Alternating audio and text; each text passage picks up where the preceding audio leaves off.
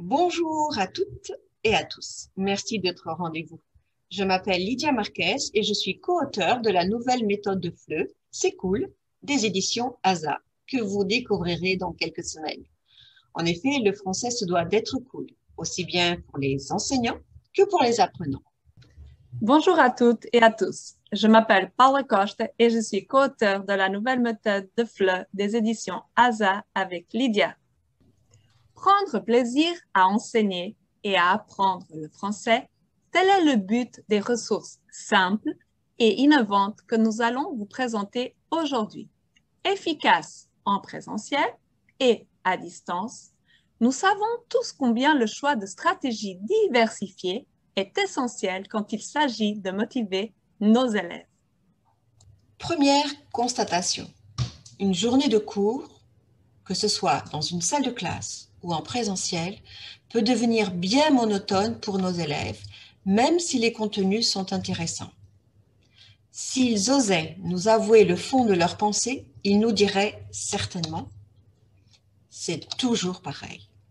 Mettons-nous dans leur peau et réfléchissons à ce que nos adolescents apprécient. Comme nous, ils aiment des activités qui les surprennent, le travail en équipe, les activités avec les nouvelles technologies présentes dans leur quotidien et bien sûr les activités ludiques qui suscitent des interactions diverses. C'est à partir de cette constatation que nous vous avons sélectionné 6 outils numériques dont nous pouvons tirer parti en présentiel ou à distance. Nous vous donnerons aussi des suggestions très pratiques pour les appliquer en cours de français. Et c'est par les activités ludiques que nous allons commencer notre présentation avec un outil qui fait les délices de nos élèves, Kahoot. Nous vous dirons comment élaborer, en quelques étapes très intuitives, un Kahoot et comment vérifier les résultats de vos élèves. Puis, nous vous donnerons des suggestions pour tirer parti de Google Forms, pour recueillir des informations ou pour évaluer les compétences de langue de vos élèves. Nous vous dirons ensuite comment vos élèves pourront créer leur avatar sur Voki et travailler l'écrit en s'amusant. Et aussi comment ils pourront créer des bandes dessinées numériques sur Pixton et une fois de plus s'amuser en apprenant. Nous vous dirons aussi comment vos élèves pourront créer des vidéos originales et créatives tout en préservant leur identité sur Flipgrid. Et enfin, comment élaborer des récits numériques sur Adobe Spark, l'une des suggestions du guide de l'enseignement à distance envoyé par le ministère de l'Éducation. Nous ne sommes pas des spécialistes en informatique ni en technologie, mais nous aimons tester des ressources qui ont du potentiel pédagogique et leur associer des suggestions méthodologiques pour travailler toutes les compétences en s'amusant. Alors, le premier outil que nous allons vous présenter est Kahoot. Vous en avez déjà entendu certainement parler. Il est très ludique et très facile à utiliser. Nous partons du principe à chaque fois que vous avez déjà créé un compte. Donc, on arrivera directement sur notre page Kahoot. Et là, nous avons 2 possibilités. Soit nous cliquons sur « Découvrir » et nous partons à la recherche d'un Kahoot qui est déjà tout prêt, que d'autres personnes ont fait. Alors, par exemple, je travaille avec mes élèves le passé composé. Je vais donc voir quels sont les Kahoots disponibles sur le passé composé. Et là, il suffira de cliquer et de jouer. Mais vous avez aussi une autre possibilité. Vous avez la possibilité de créer votre propre Kahoot. Pour créer un nouveau Kahoot, c'est très simple. Il suffit de cliquer sur « Créer »,« Nouveau Kahoot », de choisir la typologie des questions et de commencer à écrire ces mêmes questions. Imaginons que nous voulons tester si nos élèves ont des connaissances sur la France. Nous pourrons leur demander par exemple combien d'habitants a la France.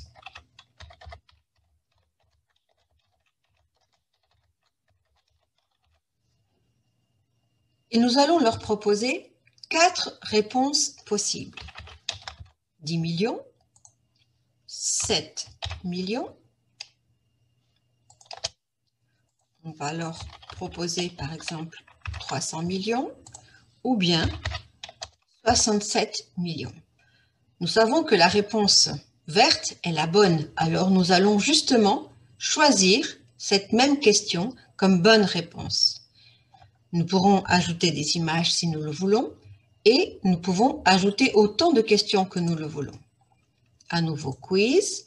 Deuxième question. Quelle est la capitale française?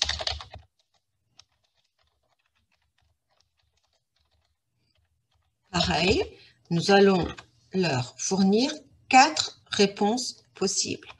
On peut leur dire Bordeaux, Paris,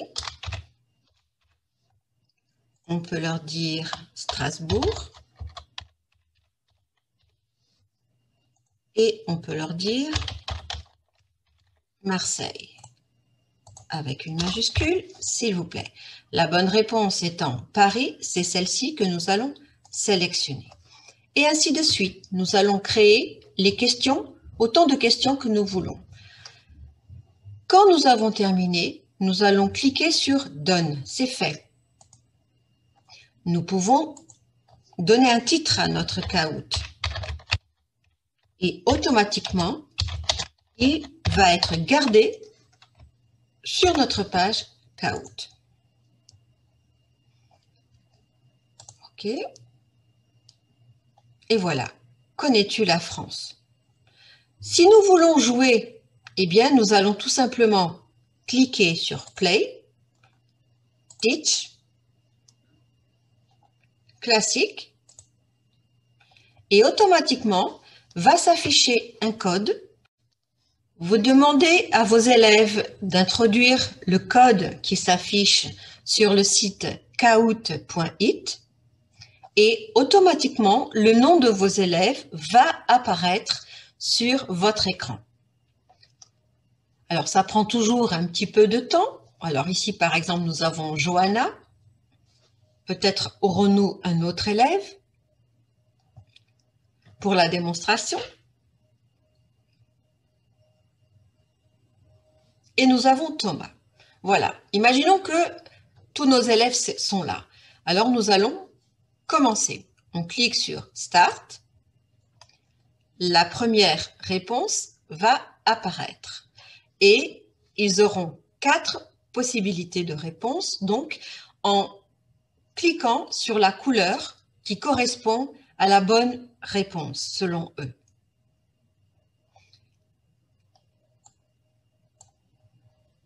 Alors, ici, nous voyons qu'un élève a trouvé la bonne réponse, mais qu'un autre élève s'est trompé. Nous passons à la question suivante. Et ici, nous remarquons tout de suite que c'est Thomas qui gagne. Deuxième question. 20 secondes pour répondre. Et ici, tout le monde a bien répondu. Donc, à la fin, vous aurez le podium. Et ça, c'est très enthousiasmant pour nos élèves. Donc, en troisième position, eh bien, il y a Verrouille. En deuxième position, Johanna. Et en première position, eh bien, c'est Thomas qui a gagné. Thomas est certainement très content. Alors, non seulement vous saurez qui sont les 3 meilleurs joueurs, mais vous aurez accès à tout un rapport en cliquant ici. Voilà. Et vous pourrez donc télécharger un document en Excel avec toutes les réponses de vos élèves et facilement vous verrez quelles auront été leurs difficultés. Kahoot est une activité très ludique, mais aussi très enrichissante, très motivante et très pratique pour nous, que ce soit en présentiel ou bien à distance. Nous allons maintenant vous parler d'un outil numérique que vous connaissez déjà et que vous utilisez probablement, Google Forms. Il est gratuit et très efficace à utiliser. Il nous permet de créer des formulaires, mais aussi de les convertir en questionnaires pour évaluer nos élèves. Pour accéder à Google Forms, nous avons 2 possibilités, à partir de notre compte ou directement à partir de Google Drive. Pour créer un nouveau formulaire, vous cliquez en haut à gauche sur le bouton « Plus ». Un nouveau formulaire s'ouvre. Imaginons que nous sommes en début d'année et que nous voulons connaître le profil de notre classe. Nous allons créer un formulaire pour recueillir des informations sur nos élèves. Par exemple, le nombre de garçons, filles, nom, prénom, âge, nationalité, goût, etc. Dans ce cas, le titre peut être « Qui sommes-nous » ? Qui sommes-nous ?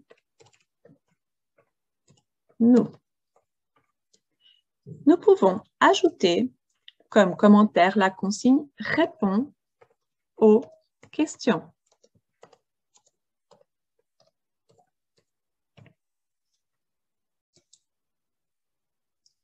Nous pouvons personnaliser le thème de notre formulaire en cliquant en haut à droite sur « Style » et choisir une image pour illustrer le thème de notre formulaire, comme celle-ci par exemple, qui illustre le thème de l'école.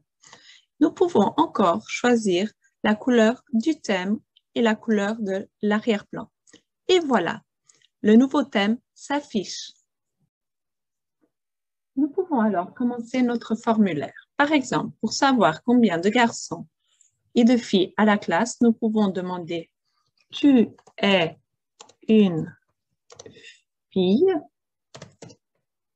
ou un garçon ?» Et si nous le souhaitons, nous pouvons ajouter une photo pour illustrer la question comme celle-ci. Par exemple, à partir de notre ordinateur. Voilà, celle-ci est parfaite pour illustrer la question garçon ou fille. Ensuite, nous choisissons le type de réponse que nous voulons. Ici, nous allons sélectionner choix multiples aux cases à cocher. Puisque nous allons donner comme option, pour la première option, une fille, et pour la deuxième option, un garçon. Il est important d'activer l'option obligatoire pour que les élèves n'oublient pas d'y répondre. Et voilà, notre première question est terminée. Pour ajouter une nouvelle question, nous avons deux possibilités. Dupliquer notre question ou ajouter. C'est ce que je vais faire. Comme je veux savoir le prénom de mes élèves, dans la deuxième question, je vais leur demander « Comment tu t'appelles ?» Voilà. Mais maintenant, mes élèves vont devoir écrire leur prénom. Donc, je vais choisir un autre type de réponse. Réponse courte. Je vais la rendre obligatoire, une fois de plus, pour qu'ils n'oublient pas d'y répondre. Et ainsi de suite. Vous pourrez poser autant de questions que vous désirez. Imaginons que notre formulaire est terminé. Nous pouvons cliquer sur l'œil en haut et avoir un aperçu de comment le questionnaire apparaîtra à nos élèves. Les réponses aux questions « Tu es une fille ou un garçon ?» « Comment tu t'appelles ?» « Quel est ton nom de famille ?» « Quel âge as-tu ?» Ou encore « En quel mois es-tu né ?» « Quelle est ta nationalité ?»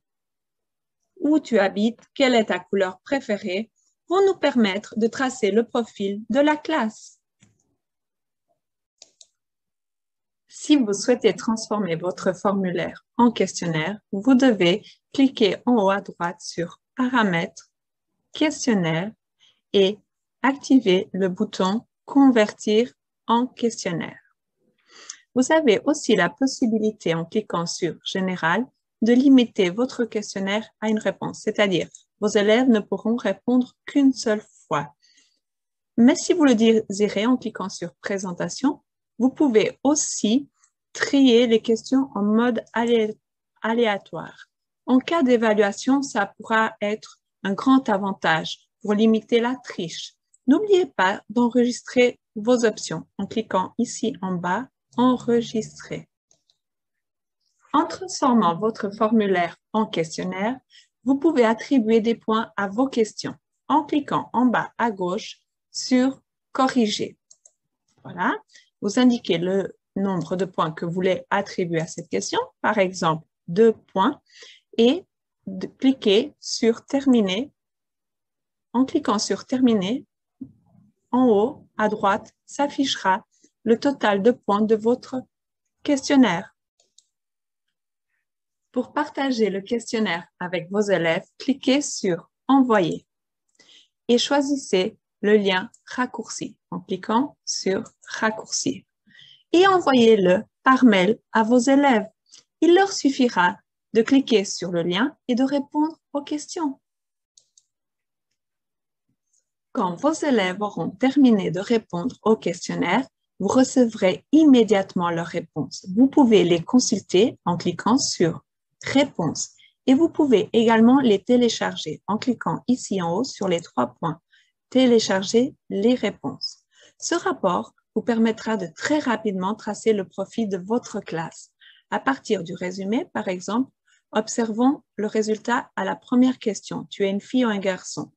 Nous voyons immédiatement que 45% des élèves sont des garçons et 54% sont des filles. Ou encore, par exemple, à partir de la question numéro 4, quel âge as-tu? Nous voyons facilement que toute la classe a le même âge, c'est-à-dire 12 ans. Voilà.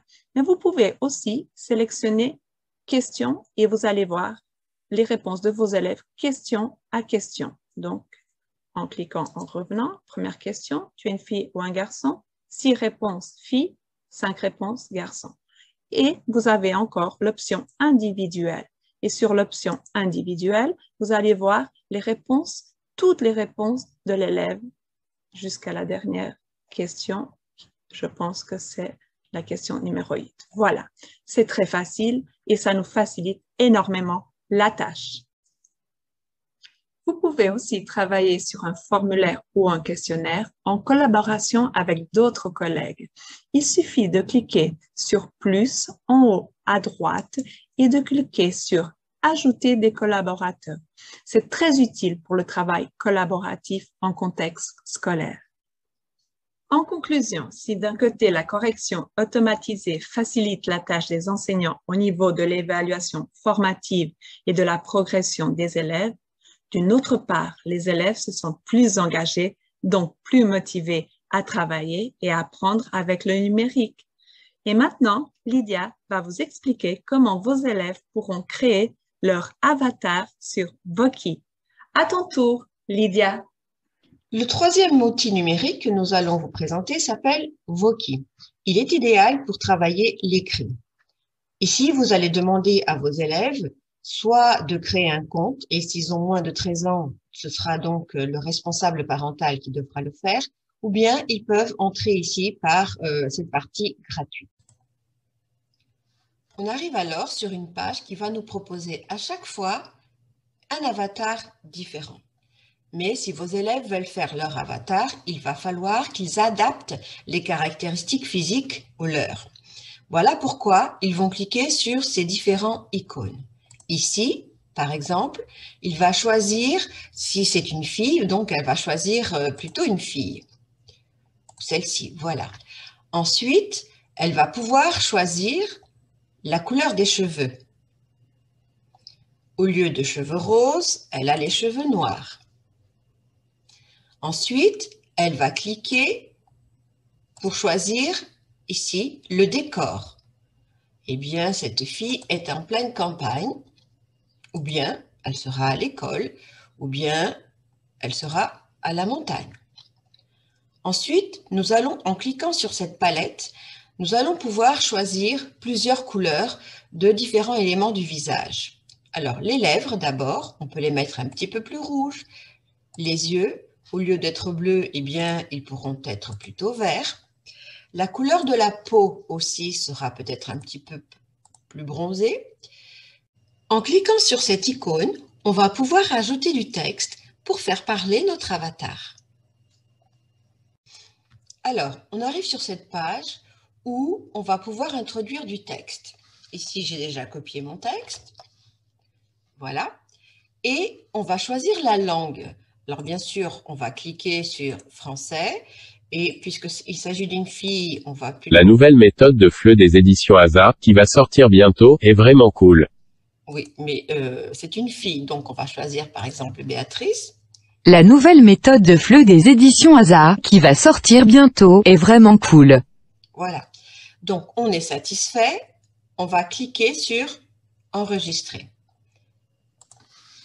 Et on va lui donner un titre. Et on va la garder.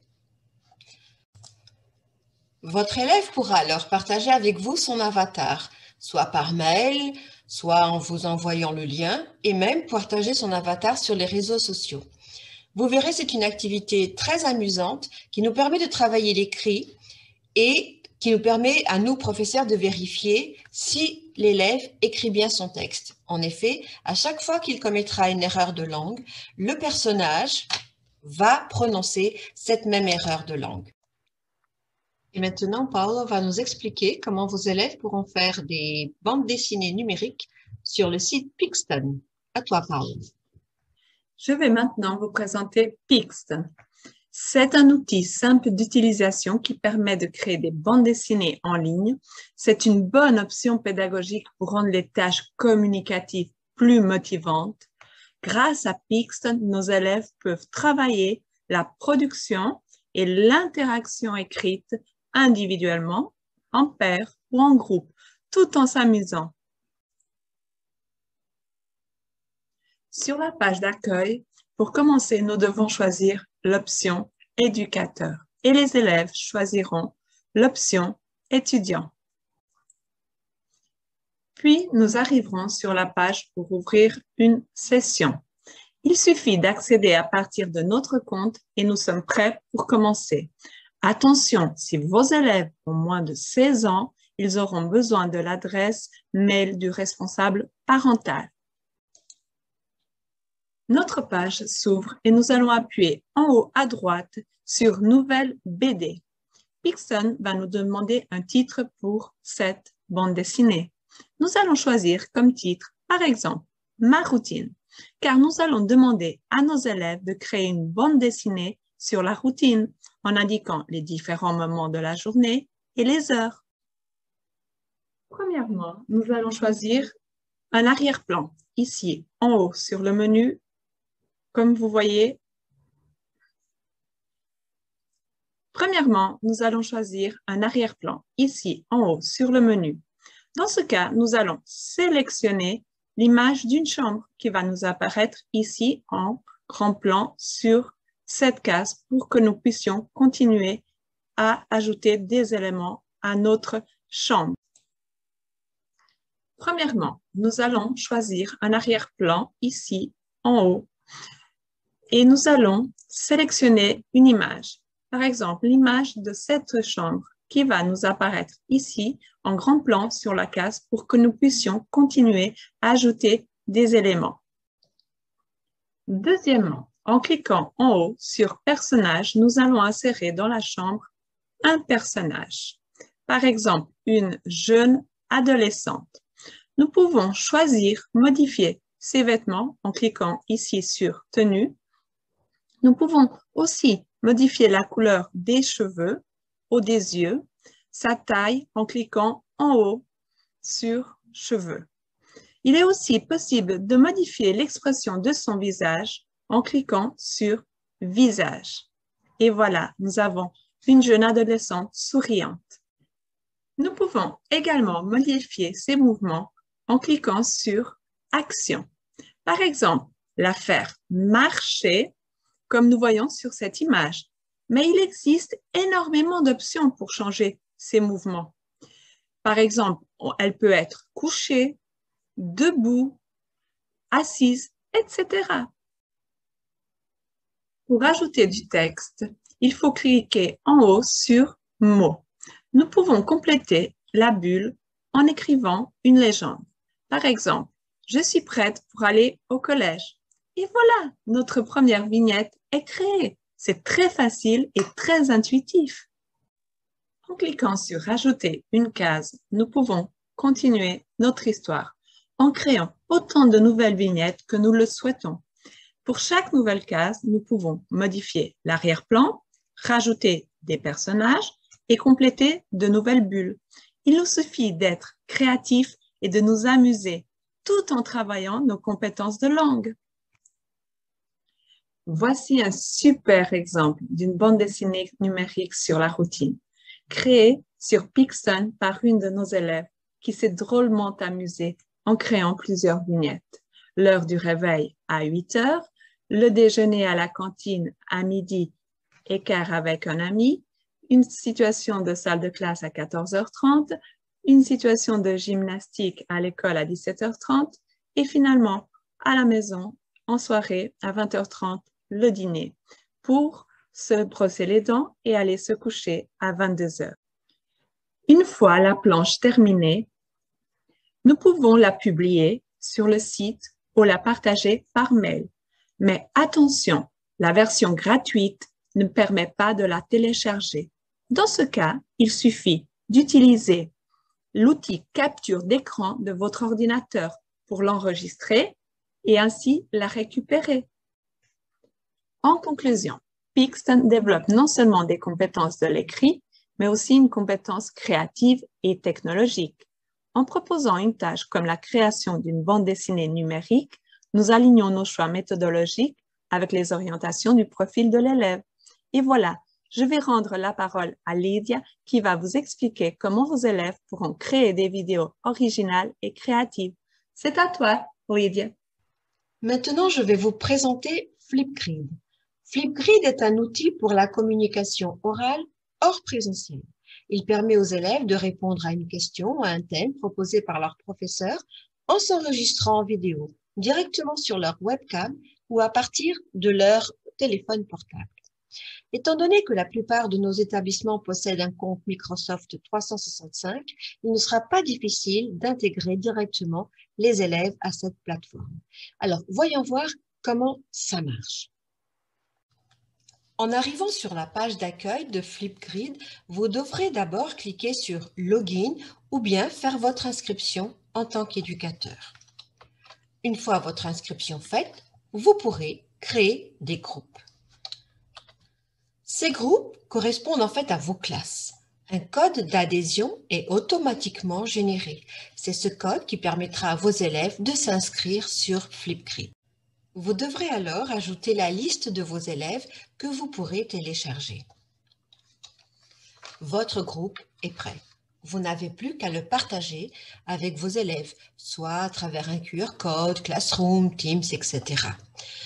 Vous pourrez alors ajouter votre question, votre thème de discussion, lui donner un titre et faire une brève description. Vous pourrez aussi illustrer votre question ou thème avec une image.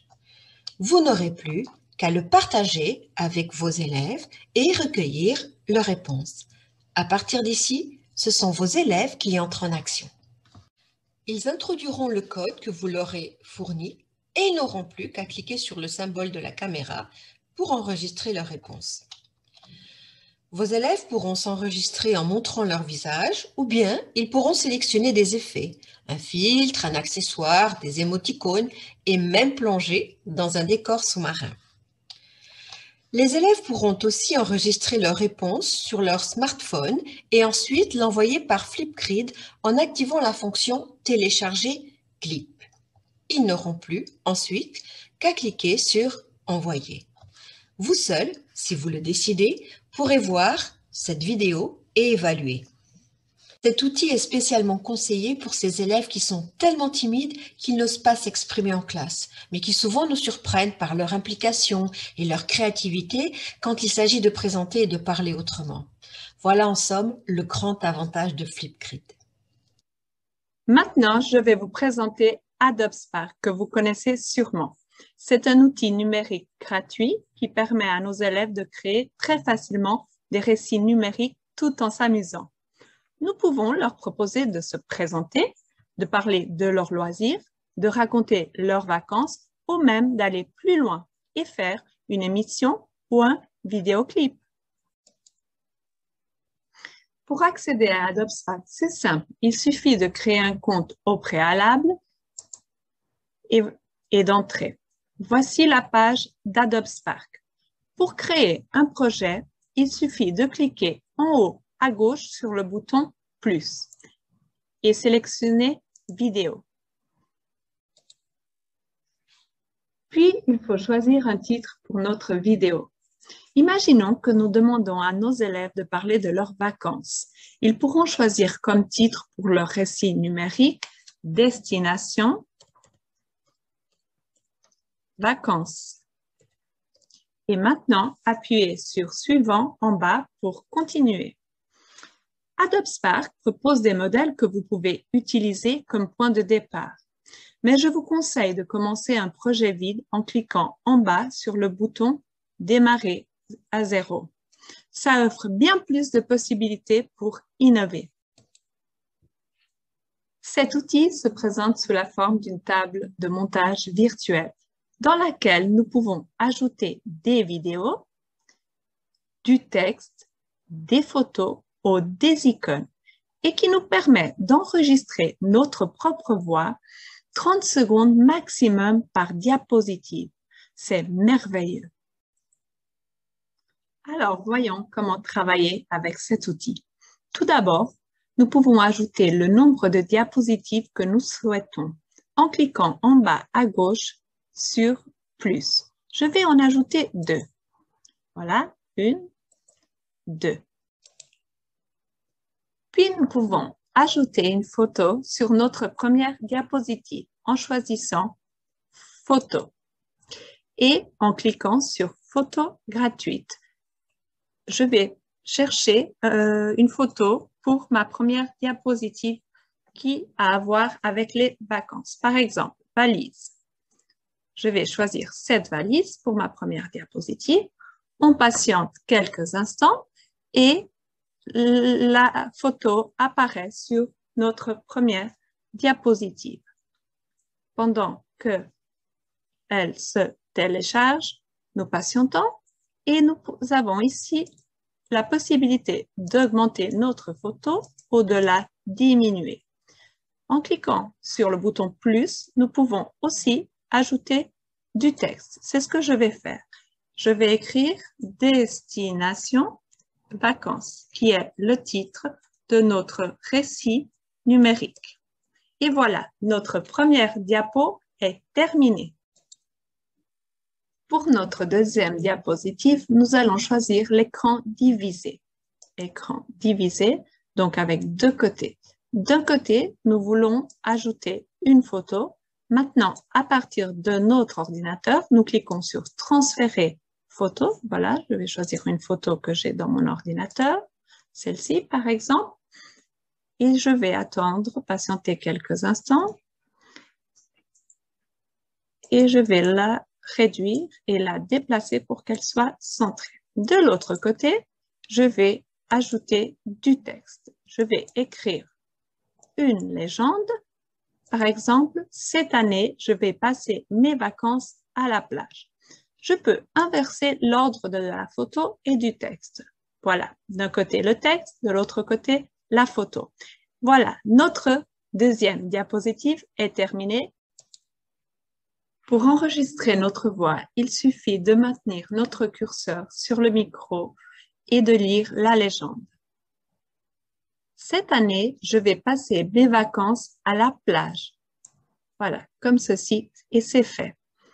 Voilà comment nos élèves auront la possibilité de travailler aussi bien l'écrit que l'oral, tout en améliorant leurs compétences technologiques. Avant de télécharger notre récit numérique, nous pouvons modifier le thème en cliquant en haut sur « Thème » et nous pouvons choisir une autre couleur pour nos diapos, comme ceci.